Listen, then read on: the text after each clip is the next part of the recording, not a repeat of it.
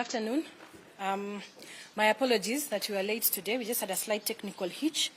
But welcome to the Uhuru Kenyatta Institute. And today we would just like to give a response to the issues that were addressed and raised by the government spokesperson, Mr. Isaac Mwaura, on the 31st of May 2024, when he was addressing a press briefing. And it concerns the benefits of the retired president. Now, you've been given a press kit. A press kit will be going around right now. And in the press kit, there are documents that I will be speaking to as I address the issue. I will first try to respond to the issues that were raised by the government spokesperson, and then I will present the official position of the office. And I hope that's okay. So, in his statement, Mr. Mwaura indicated that the former President Uhuru Kenyatta received a lump sum payment of 48 million shillings as gratuity. I would like to confirm that that is correct, that he did receive the lump sum, but I also want to emphasize that gratuity is an entitlement accorded to every public officer on the expiry of service or once their contract is done. And just to give but an example of a few is the former Chief Justices, all former members of cabinet, commanders of defense forces, that is CDFs, including the then Deputy President. He also received a gratuity, and including myself as a former spokesperson of State House. It is true that the former President is receiving his personal monthly allowances that are paid by the pension fund that is domiciled at Treasury, and he also has the medical cover. Now, on the issue of the retired president enjoying a fully furnished and maintained office space, as alluded to in the statement, this took us by surprise. Because it is public knowledge that State House has been very clear on the position of the office in Nyari as the only office that the President should use based on the fact that the office has been bought by government. A position that was clearly articulated by the State House spokesperson, Hussein Mohammed, during a question and answer session when he was doing the press briefing of President Ruto's visit to the United States of America. So the statement that the former president enjoys a fully furnished and maintained office of his choice provided by government is incorrect. To date, the office matter has never been addressed and has never been resolved. But I'd, however, want to note, and I'd like you to note that the office in Nyari was selected by the former president, the late former President Mwai Kibaki, suitable for himself. Just a note that I'd like you to take. Then I would like to confirm also that the office confirms that the former president was indeed allocated vehicles for his personal use, and that is the 2 Toyota Land Cruisers, like stated in the statement, 1 Mercedes-Benz, and 1 Range Rover that is in use by the former First Lady, Mama Margaret Kenyatta. The 4 Toyota Prados that have been mentioned are in use as follows. 3 are used by the security detail that was given to the president, the former president, and 1 Toyota Prado that is being used by the office, as well as 1 Subaru Forester. Now, what the government spokesperson did not clarify is that the vehicles allocated to the former president for personal use were not new. They were in fact the cars that were part of his motorcade when he left Kasarani during the inauguration ceremony. And this was agreed upon by State House, that the former president uses these vehicles on transitional basis as they begin the process of procuring new vehicles as stipulated in the Presidential Benefits Act. That is 2 new vehicles of the retired president's choice, replaceable every 3 years, and each car having an engine capacity not exceeding 3,000 cc's. 2 four-wheel motor drive vehicles of the retired president's choice, also replaceable every 3 years, each vehicle having an engine capacity of 3,000 to 4,000 cc's. Just a point of note as well, the late President Daniel Arap Moi and the late President Mwai Kibaki were allocated and maintained more than double the number of vehicles that have been allocated to the 3rd retired president to ensure optimum running of his office. There were fuel cards that were issued, and the fuel cards were given, as well as the maintenance of the vehicles, but that has not been done because the cards were blocked in the month of March 2023 to date, that is, I'll take that again. The fuel cards were given. However, they were cancelled and blocked by State House since March 2023 to date. There have been reports on some local dailies that stating that State House has undertaken repairs and maintenance of vehicles under the former president's office. That is incorrect. In fact, I want to say that I did receive calls from some journalists to verify incomplete forms provided by a State House official as evidence of services rendered towards repairs and maintenance. And despite my clarification, they still went ahead to quote these as valid documents of services rendered. And those copies of those incomplete forms you have in your press pack, you'll be able to peruse that. These forms, you'll see that they have the word approved at the corner, which is what was being used by State House to say that they have approved the services. That signature, I would like to clarify, ladies and gentlemen, belongs to the former State House Comptroller, that is Mr. Kinodhi Ambogwa, who is currently the AIE holder of the office of the third retired president. And those forms, or those requisitions, were not honored by the accounting officer, who is our accounting officer, that is the State House Comptroller. A complete requisition forms, just for your note, contains signatures and approval notes from heads of department. It is therefore the position of the office of the third retired president that the government of the day has not undertaken nor facilitated any repairs, maintenance of any vehicles under this office, neither have they fueled any cars under this office.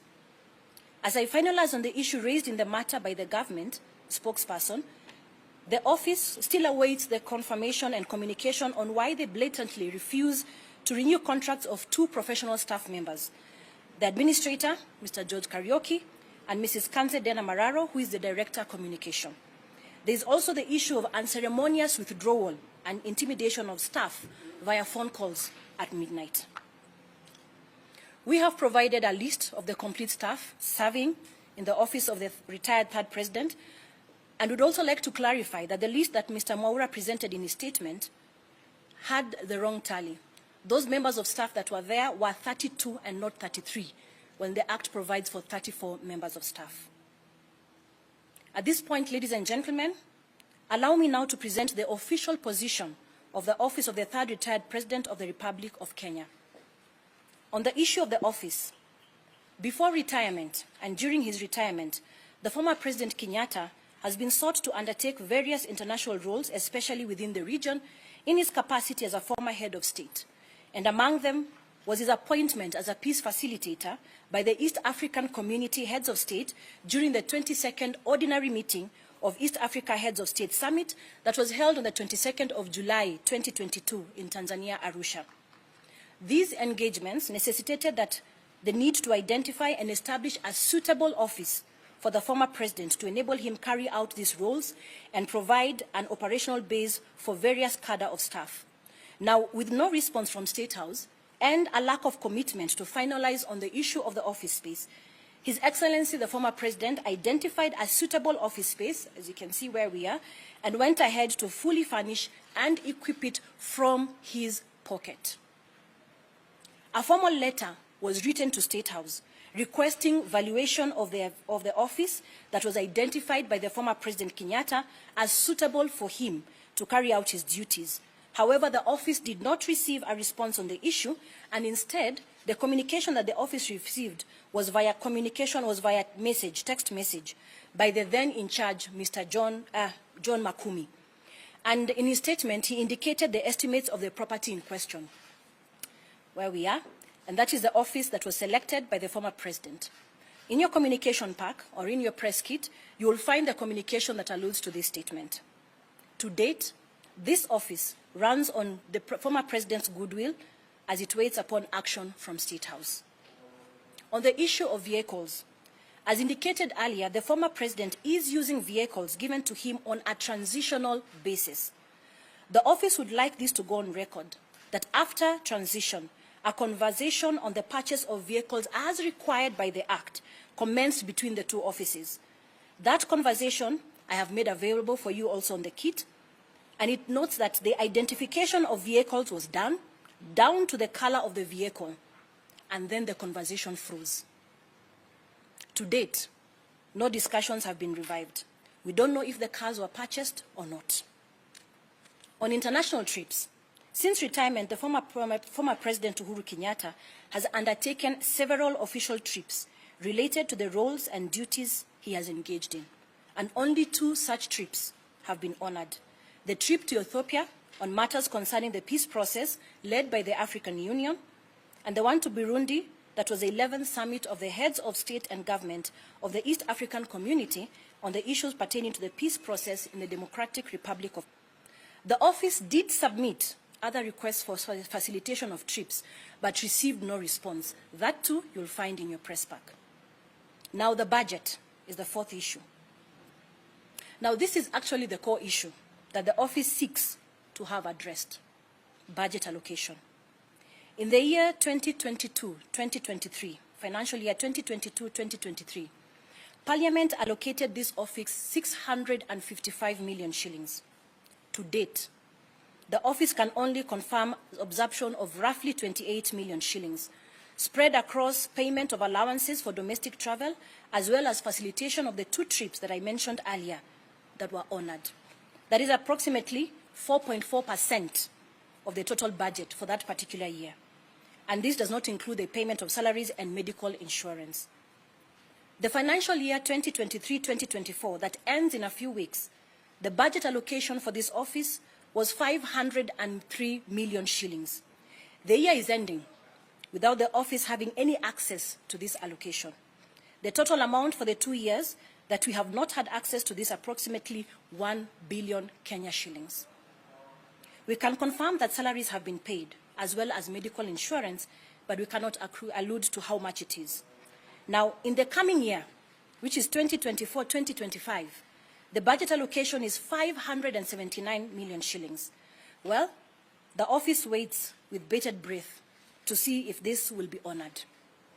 You see, the quagmire that this office is in is that the office cannot substantiate what has been used and where the monies have been used, since several requests and attempts to get budget returns from the accounting officer, who is the State House Comptroller, have fallen on deaf ears.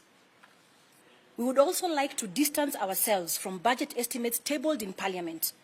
Our position is that we had no input on the budget estimates that informed the allocation of 450 million shillings that Treasury projects to allocate the office of the 3rd retired President in the coming year of 2025-2026, which is 475 million shillings for the year 2026-2027, as was reported by the Star newspaper of the Tuesday, May 14, 2024. You see, after budget estimates are approved by Parliament, the monies are disbursed to the accounting officers through Treasury. It is at this point that our department or office is able to access the budget allocation through the accounting officer as per their requirements. And I just want to state that our accounting officer in this case is our State House Comptroller. The total cost of the plan is then submitted to Parliament as budget estimates. And once approved, the budget allocation will be under care of the accounting officer, who then is expected to allocate the monies to the department office. This process has not happened in our case. The lack of access to our rightful budget allocation has forced the former President, Uhuru Kenyatta, to run the office from his pocket, paying for all the bills the office incurs. Communication. The office notes with concern the choice of communication by State House to this office. State House chooses a verbal form of communication on official issues or chooses not to respond to correspondence by this office. This includes the requisition for fuel maintenance, office operations and facilitation, pending renewal of contracts and budget returns. We all know the importance of written communication in any office to maintain transparency and order. In the press kit that we have availed to you, you will see internal communication within the office to enable us account for actions taken following verbal non-committal communication from State House. We have also seen the continuous onslaught of the office on local dailies, as well as leaking of misleading documents by State House, presenting the office of the 3rd retired President in bad light to the public. It has never been the intention of this office to engage with State House via the public gallery on matters that should be handled between the two offices. The position of the office of the 3rd retired President is the respect of institutions and as such has remained silent for the last 2 years, hoping for a formal engagement with State House. However, the continued address of the issue in the public domain has informed the move by this office to give a formal response on the real state of affairs. We call upon the relevant institutions led by Parliament who are mandated to uphold the rule of law and defend the Constitution, the Auditor General, who is tasked to hold the government accountable in its expenditure, as well as the Controller of Budget, to look into the issues that we have raised. As an office, we are willing and ready to engage. However, it is our observation that there's a lack of commitment and reluctance by the government in fulfilling the Presidential Benefits Act in totality. Now, there was an issue that was raised in a statement about Mama Ngina Kenyatta. So, as pertains the Act, we all know that Her Excellency Mama Ngina Kenyatta, in her capacity as a former First Lady and surviving spouse of the late President Jomo Kenyatta, is entitled to benefits amounting to 50% of her husband's pension. The 3 Range Rovers that Her Excellency Mama Ngina Kenyatta has in her possession were allocated to her by the late President Daniel Arap Moi and the late President Mwai Kibaki during their respective tenures, and replaced accordingly after every 3 years, that is. Now, clearly, the government spokesperson said that they gave her the cars, but clearly the government of the day has not provided her with any vehicles. In fact, we would like to clarify that on the 18th of July 2023, at 7 p.m., all her drivers and security detail allocated to her were withdrawn from their residences via phone. The claims in the media that personnel were reinstated is false. To cap it all, fuel cards for her vehicles were also blocked since March 2023 to date, and vehicle maintenance denied. She fuels and maintains these government vehicles, one of which has been unserviceable for approximately over 1 year. We do note that there are other beneficiaries of the Presidential Retired Benefits Act, which include the former Prime Minister, Right Honorable Raila Odinga, the first retired Vice President, Honorable Mudi Awori, and the second retired Vice President, Honorable Kalonzo Musyoka. We also know that the current Prime Cabinet Secretary, Honorable Musalia Mudavadi, was also a beneficiary of this office before his new role in the current government. While the picture painted by Mr. Mwaura of the government's commitment to support the office of the retired president in accordance to the law is the ideal situation, it saddens this office to inform the public that unfortunately that picture does not exist. And our worry as an office is a precedent that is being set by the government of the day. Their decision to blatantly ignore execution of the Presidential Act No. 11 of 2023 seems to open up a Pandora's box that will leave a retired head of state at the mercy of the government of the day. And as Martin Luther King Jr. said, injustice anywhere is a threat everywhere, whatever affects one directly or indirectly. So help us God. And we would like to clarify that this is not what we would want to happen. This is not how we would want to engage, because we respect the rule of law. However, any matters arising, we do acknowledge that there are officers concerned, and we do hope that they will be able to pick it up and rest the issue. I conclude my statement, and now I'll take in questions. Yes, sir. Yes, Justice. Is it true that the office of the fourth president of Kenya rejected the request for valuation of this property? That is not true. You will see in your press pack that there's a letter that was written to State House asking for the valuation of this office, and there has been no response. And is it also true that the office of the fourth president wants the government to pay rent for its private property? I think what we need to understand here is that the suitable choice of office, and I've explained to you what informed him to be able to use this office. And actually, if I may just add to that, is that the offices that are being used currently had to be taken over because what I've explained is that there were duties that needed to be taken over immediately. And despite our being able to reach out to the office of State House to be able to pay, or rather to be able to settle our office, has gone to deaf ears. The offices that we use are currently on that side where you've just, on the other side where you're from. Those used to be actually servant quarters that were converted urgently so that the office can be able to be in use. And finally, you said that your name, President, Yes. Yes. Yes. Yes. So how are you earning your salary? That, unfortunately, we have not earned a salary for the last 2 years. Question. Yes. My name is Ken from Yes, Ken. Just wanted to know, in terms of the monies the former president has spent from his own pocket, how Yes. much is it? Would you be able to quantify? How much is it now?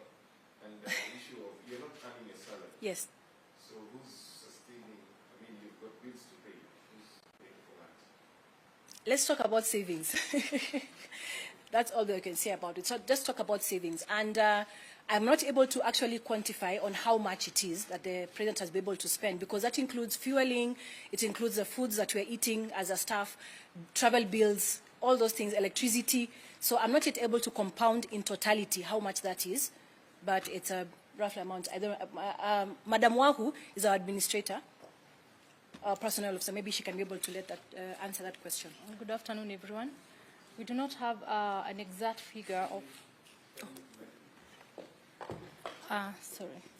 currently, we do not have an exact figure of exactly how much that he has spent, but that totals to the transport bills, every travel that he makes, catering bills as well, and any other running, administration, operational running of the office.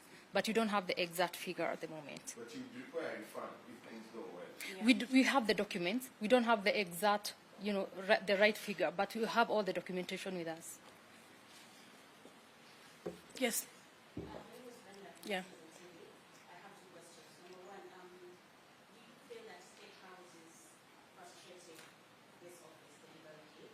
And number two, you have talked about amounts of money that you're supposed to have received from 2020 3. to 2023 up until now. Yeah. About 1 billion shillings. 1 billion shillings. So from, as far as you know, is that money released from National Treasury and it goes back somewhere, or it is not released at all? Okay. From the understanding that I have, and which you can go back and clarify, is that once Parliament allocates the money, I think I've also read it in my statement, the money goes to the accounting officer. For this office, the accounting officer is the controller of State House. So what happens is that once the money comes, we make a request for whatever it is we'll need, whether it's fueling, travel, and all that. So that money is supposed to be released to us by the accounting officer. That is one. On your second question, it is difficult to assess and understand why the actions that have been taken by State House have been taken, but we just notice that there's a reluctance, yes, towards aiding us. Yeah. Any other question? Yes. Yes, Sydney. How far away was to peacekeeping or DRC? Heavily involved in that process. And secondly, I will speak to the timing of this pressure and the political nature of what is happening in the country right now. The spokesman will speak some time back. So is this timing speaking to whatever is happening in the country politically? Okay, to your first question, I think the pressure today was about the office and the status. So on peacekeeping, we will address that much later. In terms of the timing, you did realize that he did the presser, I think, last week on Friday. It was not a long time ago. He did the presser last week on Friday. Last week, but one on Friday, I think. Last week, but one on Friday. What we needed to do and why we took time was we wanted to ensure that what we are bringing before you is the true position and with evidence, so that we are not just alluding to a statement, but we want you to have the evidence so that you may be able to understand the correct position of this office and what we stand for and what we believe in and what is true, which is we want to make it public. And the reason why we've been able to respond is because they formally responded through the government spokesperson, and we felt that that was now the opportunity for us, as the Office of the Third Retired President, to also make our formal response so that people get to understand that this is where we are at. So it has nothing to do with any political indication in the country right now. Yeah. One last one from me. The property where we are Yes. standing right now, Yes. where your house as office of former president, actually does belong to the family of the former president. Yes. At this point, you're asking the government to rent out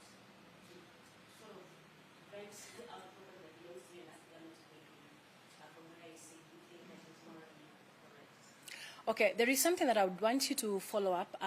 Maybe you can check in the public. There was a conversation that happened during His Excellency's tenure concerning also the other beneficiaries of the office of the retired president. And there is actually a conversation that happened between State House and the AG's office. I'm just not able to have those documents right now, but it alluded to the fact that being able to rent an office that belongs or is related to the family was not a conflict in interest issue. That issue was raised with one of the former retired, or one of the beneficiaries. I'm just not able to name who it is right now, but it was concluded by the AG then that is not a conflict of interest, and that's why the former president made the decision to have the offices here. Yes. Yes. Yes. My question is, the reason why the statement is actually structured on the office of the retired president. Yes. Because it has to be anchored within the law, and that is the Retirement Benefits Act. Yes. Don't you think there are terms and conditions that come to these benefits that perhaps the government feels have been flouted or are not being adhered to, especially touching on politics that could bring this complexity and give them a good gray area not to do what you're asking them to do? I know that one of the things that they talk about is his involvement in politics. And I think the correct position is that if you remember very clearly, immediately after inauguration, there was an NDC that was held by the Jubilee Party. And the process of that, the purpose of that NDC was to begin a process for him to be able to hand over chairmanship. But as we know, things went as they went, and the matter is currently in court. So, inevitably, he remains the chairman of Jubilee. Inevitably, because he's one of the key, the Jubilee is one of the key parties of Azimio, he still remains in Jubilee. However, I think we can note anywhere that he has been inactive in terms of political activity. So I don't think that that should be a basis or a TOR that should necessitate the kind of treatment that the office of the retired third president is receiving. And finally, the level of the former president and the level of the current president, the difference is former and current. Yes. Has there been attempts directly by the former president to speak to the current president with a view of certain of these administrative issues when it's exclusively left to the office of the administrator? I think there's nothing that has necessitated there to be a conversation because everything is, it's a rule of law. It's how things need to happen. It's the operations that would require for them to have a conversation. Yes. I just wanted to know how desperate is the situation? How desperate are you? Because 2 years without the salary, It is that by the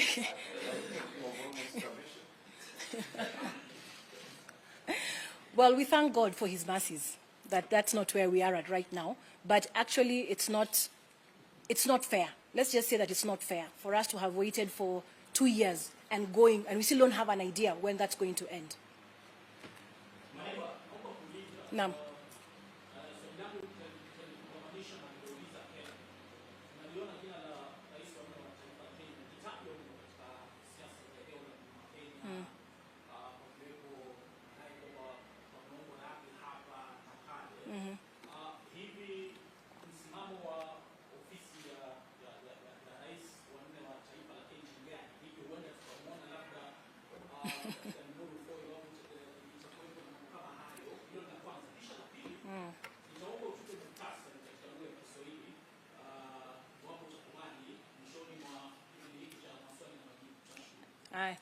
Kuhusiana na swala hilo la siasa, nadhani ameshaweka wazi na umeona kwamba katika matendo yake kwamba hajajihusisha vyovyote vile na siasa. Watu kumtaja, wangependa kumtaja, kuna mapendekezo na ni mapendekezo tu yako humu ambayo hayana uhakika wowote. Kwa hivyo sidhani kama itakuwa ni sawa kuweza kumuunganisha na masuala haya, manake yeye mwenyewe hajasimama akaweza kuyataja kama mambo ambayo yanahusika nayo.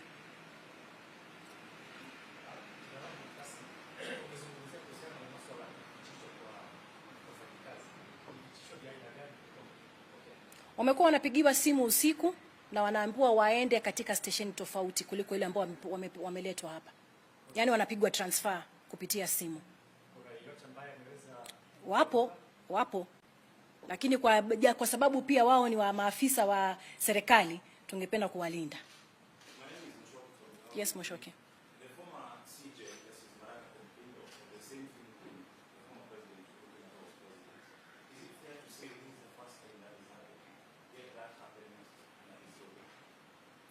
Sorry. Yes, yes. The former, but you see, the Chief Justice is not part of the Retired President's Benefit Act. He's a public servant. His matters are handled by judiciary, right? He was complaining of not getting what he deserved. Yes. But that's what I'm saying. Their benefits are under judiciary, not the Presidential Benefits Act.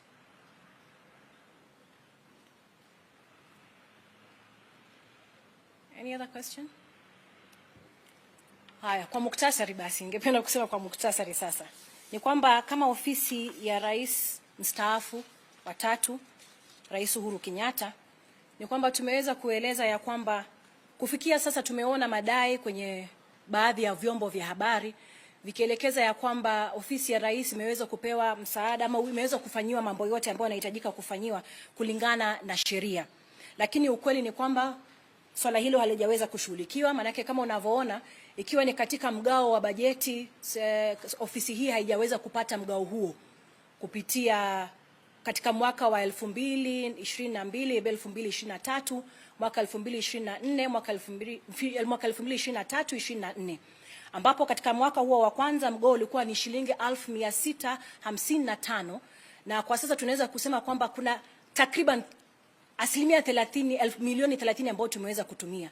Na tunasema takriban kwa sababu we've not yet gotten the budget returns. Hatujapata mwelekeo huo ili kuweza kujua kama pesa hizo zimeweza kutumika na zimeweza kutumika vipi. Mnamo mwaka wa pili pia tumepata mgao wa bajeti wa 1503, na kufikia sasa hatujaona hata shilingi moja.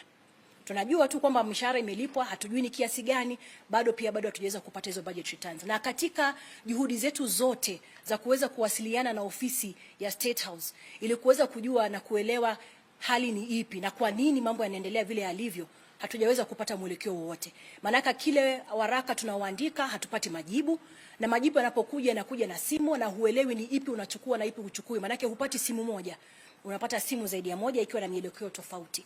Kuna lile swala la magari ambalo lilikuwa limezungumziwa. Nimeweza kuhakikisha ya kwamba magari alionayo rais mstaafu kwa hivi sasa ni magari aliyotoka nayo Kasarani baada ya kuweza kupatiana wadhifa wa taifa la nchi, na ilikuwa ni maelewano kwamba aweze kuchukua magari haya kwa safari ya mpito ili State House ama Ikulu iweze sasa kuanza mikakati ya kuweza kumpa magari ambayo ameweza kupewa kulingana na sheria.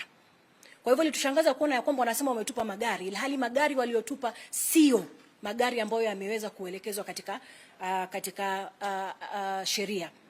Na pia tungeweza kusema ya kwamba kulingana na ofisi hajapewa ofisi bado. Manake msemaji wa serikali alisema kwamba alikuwa amepewa ofisi yake ambayo alikuwa ameichagua yeye na ikaweza pia kupewa vifaa.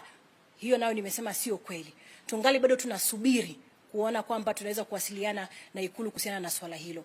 Na pia katika swala zima la baadhi ya wafanyakazi ambao wanafanya kazi, tumewapa orodha hiyo kamili. Walisema watu ni 33 lakini watu ni 32, wakiwa wamesalia watu wawili ambaye ni bwana George Karioki na mimi Bi Kanze Dena. Karibu nijiite Bi bwana Kanze Dena. Na zaidi ya yote ni kusema ya kwamba sisi kama ofisi hatujapenda kweli kuweza kuzungumza masuala haya kwenye mhadhara. Tumejaribu sana kadri ya uwezo wetu kuweza kuwasiliana na ofisi hii kupitia nyaraka na hata kujaribu kutafuta nafasi ya kuweza kuzungumza, lakini juhudi zetu zote zimegonga mwamba. Na kwa sababu tuliona ya kwamba wameweza kunizungumzia swala hili kupitia msemaji wa serikali, ndiposa tukaona ni vyema nasi pia tukaweza kusema ni kipi ambacho ni cha haki na ni kipi ambacho ni kweli. Na tumeweza pia kuwapa baadhi ya nyaraka ambazo tumeweza kuandika na masuala mbalimbali ambayo yameweza kugusiwa na msemaji wa serikali, kueleza ya kwamba hivi ndivyo hali halisi ilivyo. Na hatungependa pia kuendelea kuzungumzia masuala haya sana, manake zipo ofisi ambazo zimewekewa zina juhudi ama zina kazi yao kuu ni kuhakikisha ya kwamba masuala kama haya yanaweza kushughulikiwa. Ingekuwa ni pendekezo letu sisi kama ofisi kwamba ofisi hizo zingeweza kushughulika na masuala yote yangeweza kupelekwa kwao ili kuweza kuangalia ni kipi kile ambacho kinazuia uwajibikaji wa serikali kwa ofisi ya rais mstaafu, Rais Uhuru Kenyatta.